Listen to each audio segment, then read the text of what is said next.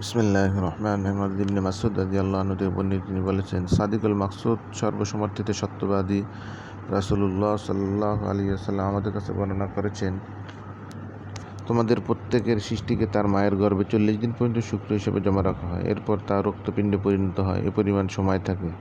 এরপর মাংসপিণ্ডে পরিণত হয়, এ পরিমাণ সময়। এরপর একজন ফেরেশতা পাঠানো হয়, তিনি তাতে আত্মা ফুঁকে দেন এবং 4টি বিষয় লেখার আদেশ দেওয়া হয়, এবং তা হচ্ছে তার রিজিক, তার জীবনকাল, তার আমল এবং সে দুর্ভাগ্যবান বা সৌভাগ্যবান হওয়া।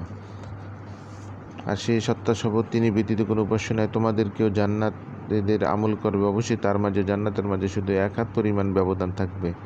এরপর তার কিতাবের লিখন সামনে অগ্রগামী হবে, অতএব যে ব্যক্তি জাহান্নামীদের আমল করবে সেও তাতে প্রবেশ করবে।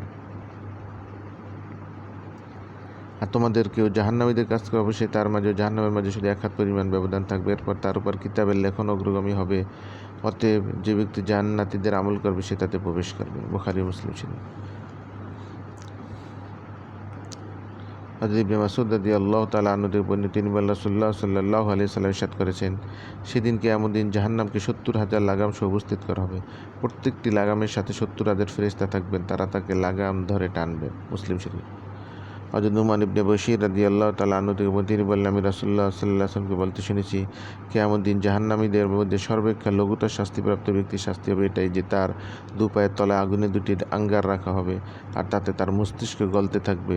সে মনে করবে যে তার অপেক্ষা কঠিন শাস্তির মুখাপেক্ষি আর কেউ হয়নি, অথচ সেই হচ্ছে জাহান্নামীদের মধ্যে লঘুতর শাস্তিপ্রাপ্ত ব্যক্তি। বুখারী, মুসলিম শরীফ।